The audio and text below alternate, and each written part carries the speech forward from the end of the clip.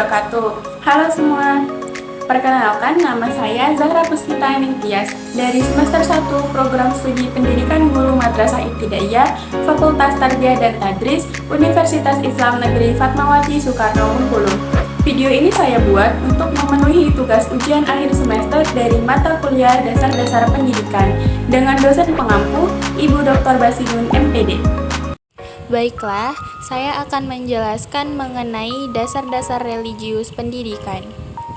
Sebelumnya, nama saya Zahra Puspita Ningtyas dengan nomor induk mahasiswa 23232400006 dari Program Studi Pendidikan Guru Madrasah Ibtidaiyah. Saya akan menjelaskan yang terdiri dari beberapa materi, yaitu yang pertama, pengertian landasan religius pendidikan, yang kedua, hakikat manusia menurut Islam, yang ketiga, konsep manusia, selanjutnya, karakteristik manusia di antara makhluk lainnya, selanjutnya ada kedudukan dan tugas manusia, dan yang terakhir, implikasi konsep pendidikan. Yang pertama yaitu pengertian landasan religius pendidikan. Landasan religius pendidikan adalah dasar pendidikan yang berlandaskan ajaran agama.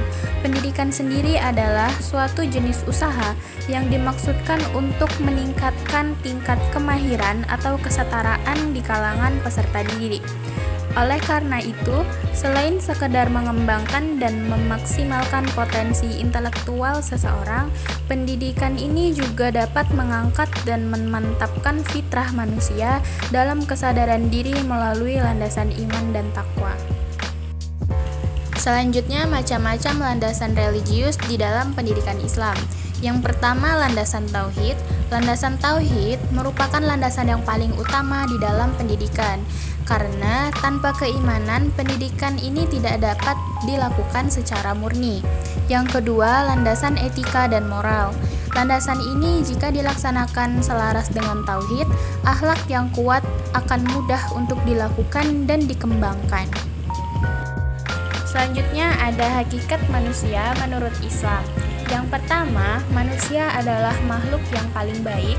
Yang kedua, manusia sebagai makhluk yang paling sempurna. Dan yang ketiga, manusia sebagai makhluk khalifah atau pemimpin di muka bumi. Hakikat manusia menurut Islam, yang pertama adalah manusia adalah makhluk yang paling baik. Maksudnya, manusia merupakan ciptaan Allah Subhanahu wa Ta'ala yang paling baik, bentuk kejadiannya di antara makhluk lain yang ada di alam semesta ini. Hakikat manusia menurut Islam yang kedua yaitu manusia sebagai makhluk yang paling sempurna.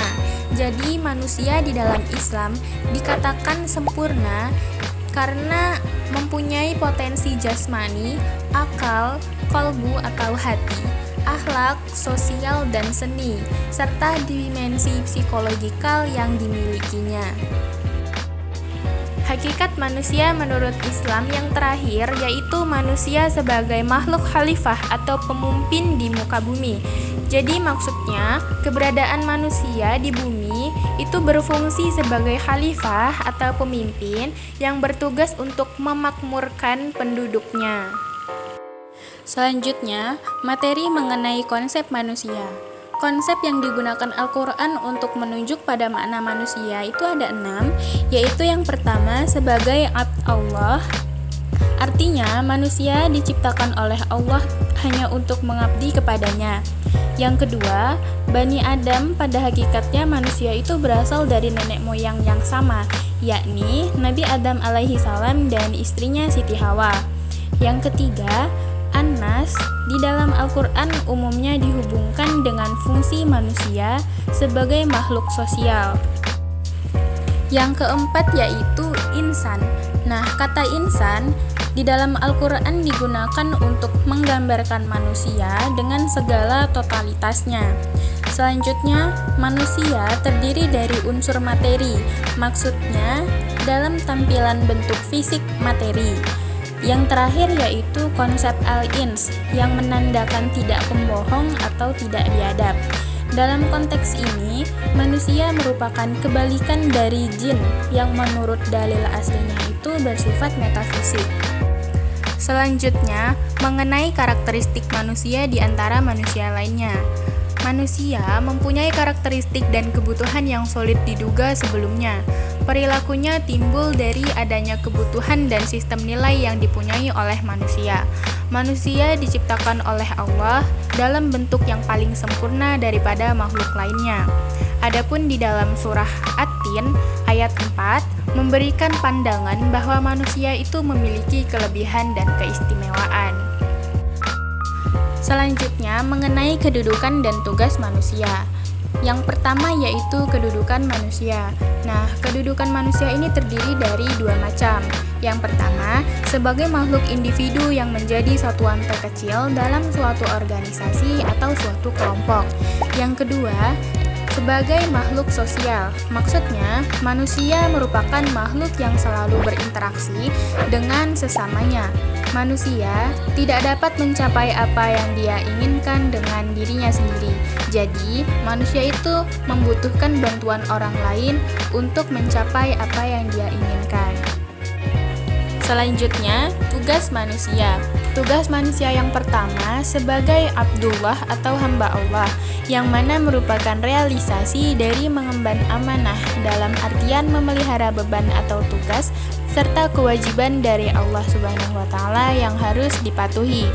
Yang kedua, menuruti kehendak Allah, yang artinya sebagai hamba Allah, manusia harus menuruti kehendaknya dan tidak boleh membangkang padanya. Selanjutnya, makhluk yang paling mulia.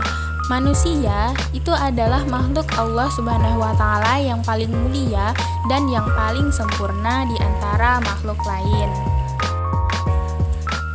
Mengenai implikasi konsep pendidikan, ada dua implikasi terpenting dalam hubungannya dengan pendidikan Islam, yaitu yang pertama, karena manusia adalah makhluk yang merupakan resultan daripada komponen, maka konsepsi itu menghendaki adanya proses pembinaan yang mengacu ke arah realisasi dan pengembangan komponen-komponen tersebut. Yang kedua, Al-Quran menjelaskan bahwa fungsi penciptaan manusia di alam semesta ini sebagai khalifah atau pemimpin dan abd atau hamba Allah. Untuk melaksanakan fungsi ini, Allah Subhanahu wa taala membekali manusia dengan seperangkat potensi. Baiklah, itu tadi penjelasan mengenai dasar-dasar religius pendidikan dari saya. Terima kasih. Wassalamualaikum warahmatullahi wabarakatuh.